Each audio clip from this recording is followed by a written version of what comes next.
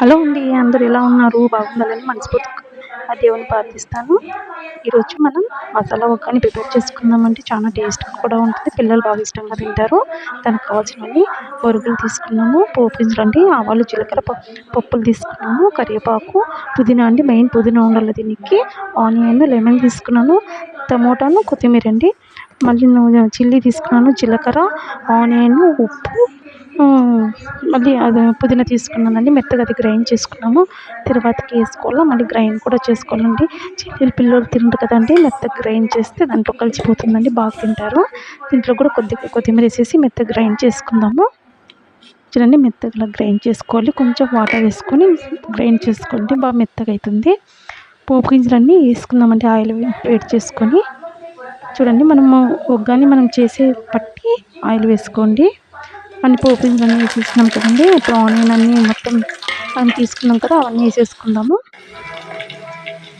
అవి కొంచెం మగ్గినాక పసుపు వేసుకుందామండి.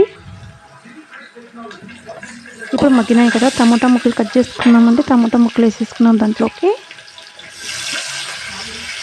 టమోటా ముక్కలు కొంచెం అట్లే ఉంటే బాగుంటాయండి, ఎక్కువ నలుపుకోకున్నట్లా చూసే అట్లే ఉంటే బాగుంటాయి.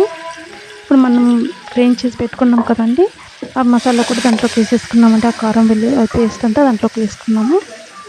అంత పచ్చివాసన పోయేంత వరకు అది చిన్న మంటలో పెట్టేసేయండి. అది కుక్ అవుతుంటుంది. అందులోకి బొరుగులు నానబెట్టుకున్నాను.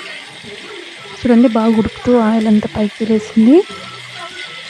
ఇప్పుడు పప్పుల పిండి అండి, పప్పుల పిండి తీసుకున్నాను నేను. ఈ పప్పుల పిండి కూడా మెయిన్ అండి, దీనికి టేస్ట్ సూపర్గా ఉంటుంది. పైన వేయకోకున్నట్ల ఇలా ఆయిల్లోనే వేస్తే, ఇప్పుడు మనం చేసినప్పుడు కూడా ఒగ్గాని ఆయిల్ లాగానే అట్లే ఉంటుందండి. మనం పైన వేసినామంటే ఆయిల్ ఉన్నట్లు కనిపించదు. ఏమబ్బా వీళ్ళు ఆయిల్ వేసుకున్నట్లు చేసుకున్నారా అనిపిస్తుంటుంది. ఇప్పుడు అంతా అయింది కదండి. ఇప్పుడు మళ్ళీ బొరుగులు నానబెట్టుకున్నాం కదా, ఆ బొరుగులన్నీ వేసి బాగా కలిపేసుకున్నాము. కలుపుకున్నాక ఇప్పుడు లెమన్ పిండుకున్నానండి. 2 లెమన్లు తీసుకున్నాను, 2 పిండుకున్నాను దాంట్లోకి.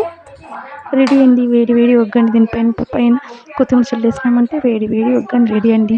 దీంట్లో కాంబినేషన్ పకోడీలు కానీ, బజ్జీలు కానీ, వడలు కానీ చేసుకొని తినమంటే ఆహా ఓహో అనిపిస్తుంది. నచ్చితే లైక్ చేయండి, షేర్ చేయండి.